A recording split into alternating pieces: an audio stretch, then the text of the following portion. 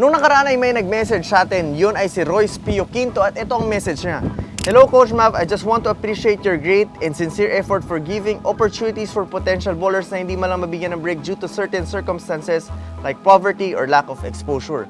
Keep it up po. God bless to Mavs Phenomenal. You're amazing. Anyways, if you are looking similar prospects, feature nyo si Francis Sai Kiamson. Solid po ang galawan. Coach promise, astig ang angas. Thank you po. So ito si Royce ay nag-message sa amin dahil meron siyang iniidolo na player at yun nga ay si Francis Sai Kiamson. At medyo kakaibang approach natin ngayon dahil usually ang player nagme-message sa atin pero ito, fan ng isang player ang nag-message sa atin. Gaano ba talaga kagaling si Francis Sai Kiamson?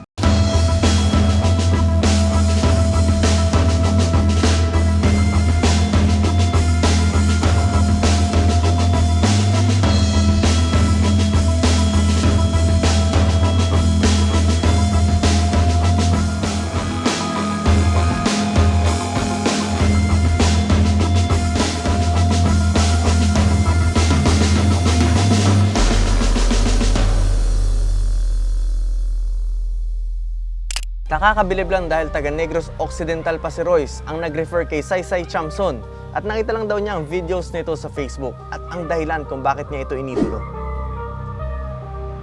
So sa tingin ko ay hindi talaga sila magkakilala pero para i-recommend ka ng ganon ay may nakita talaga sigurong potensyal at galing na pambihira dito kay Kiamson.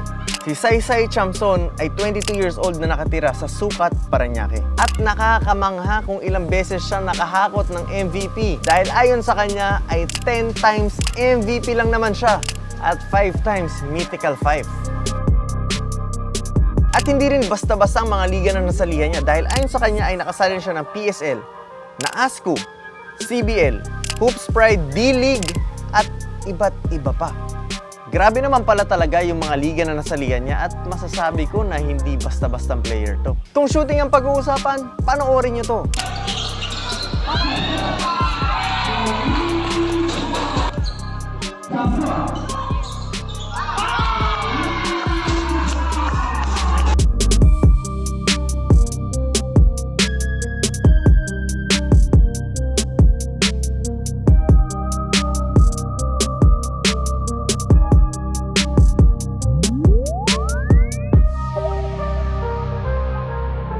Kaya niya mabagal, mabilis, step back o kung anumang anggulo ng pull-up. Panis yan kay Bonsai ng Sucat, Parañaque.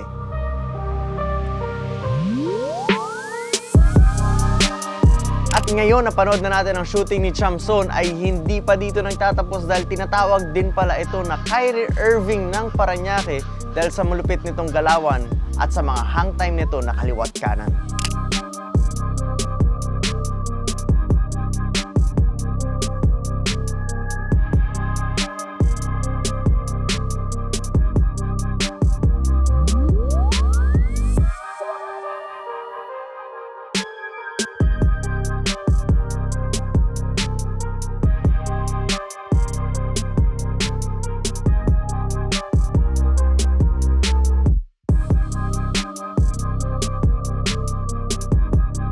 Grabe pala talaga maglaro to si Bonsai, kaya hindi nakakapagtaka nakakuha to ng 10 times MVP at nakapaglaro sa malalaking liga katulad ng PSL, na ASCU at marami pang iba.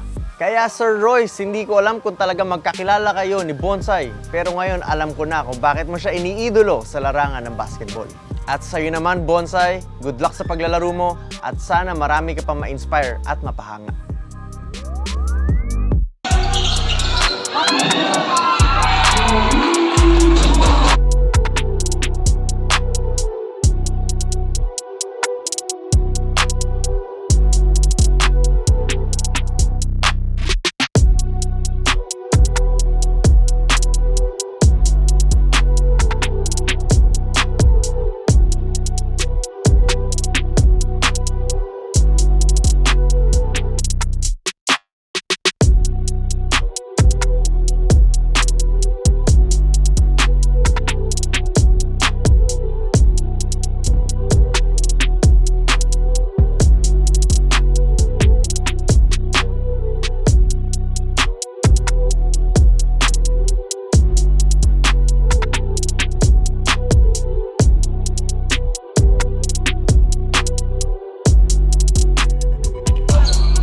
Wow,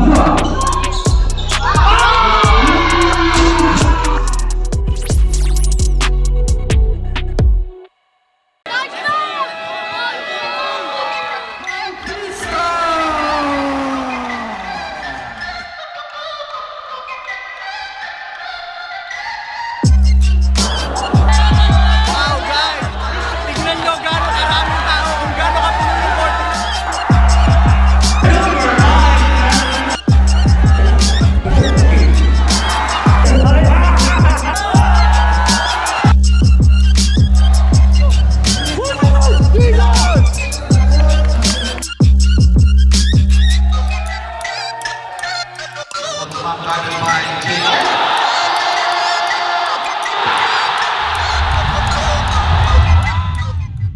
Guys, Dayo is back!